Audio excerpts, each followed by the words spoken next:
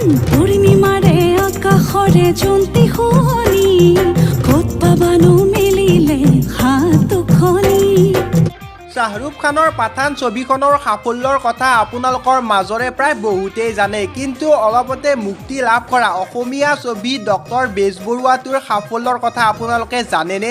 ছবিখনে 10 দিনৰ ভিতৰত কিমান কোটি টকা ইনকাম কৰিবলৈ সক্ষম হ'ল আৰু ছবিখনৰ নিৰ্মাতাসকলে এই বিষয়ে কি ক'লে আজি আমি আপোনালোকক সেই আটাইবোৰ কথা জনাম। লগতে তেওঁলোকে কিমান কোটি টকা 10 দিনৰ ভিতৰত ইনকাম কৰিবলৈ সক্ষম হৈছে এই আটাইবোৰ কথা জানিবলৈ আপুনি আজিৰ এই ভিডিঅ'টি সম্পূৰ্ণকৈ চাই থাকিব।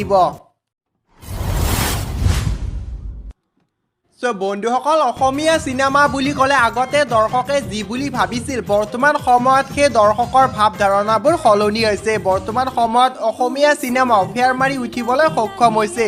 10 দিনৰ ভিতৰত ডক্টৰ বেজবৰুৱাটোই চিনেমাখনে 4 কোটি টকা ইনকাম কৰিবলৈ সক্ষম হৈছে আৰু অসমৰ চলচ্চিত্ৰ জগতৰ লগত জড়িত হৈ থকা ব্যক্তিসকলৰ বাবে ইয়াক আশাৰ ৰেঙনি কঢ়িয়াই আনিছে। আৰু এই সন্দৰ্ভত হাৰ্ট অফ জুবিন দাই কি ক'লে প্ৰথমে আপোনালোকক আমি দেখুৱাই দিছোঁ।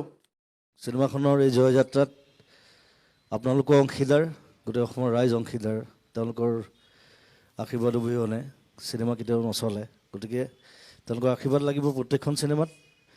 আৰু যিসকলে চাইছে সকলোৱে ভাল পাইছে, যিসকলে চোৱা নাই তেওঁলোককো চাবলৈ আহ্বান জনাইছোঁ। আৰু ইতিমধ্যে ক'লে যে বিভিন্ন মেট্ৰ'জ ইণ্ডিয়াৰ সকলোতে ৰিলিজৰ ব্যৱস্থা কৰা হৈছে আৰু কেইবাখনো চিনেমাৰ পৰিকল্পনা চলি আছে। এখন মোৰ নিজৰ ৰৈ ৰৈ বিনালে শিকাৰ বুলি এখন মই এক্টিং কৰি মিউজিক কৰিছোঁ, তাত সেইখন লণ্ডনত শ্বুটিং হ'ব। চ' আমি লণ্ডন ভাবিব পৰা হৈছোঁ এতিয়া লাহেকৈ অসমৰ পৰা। চ' সেইটো এটা ভাল চাইন। সকলোকে মৰম জনাইছোঁ, আপোনালোকৰ লগত থাকিব, আমি ভাল চিনেমা বনাই যাম। থেংক ইউ ডক্টৰ বেজবৰুৱা জিন্দাবাদ। Thank U.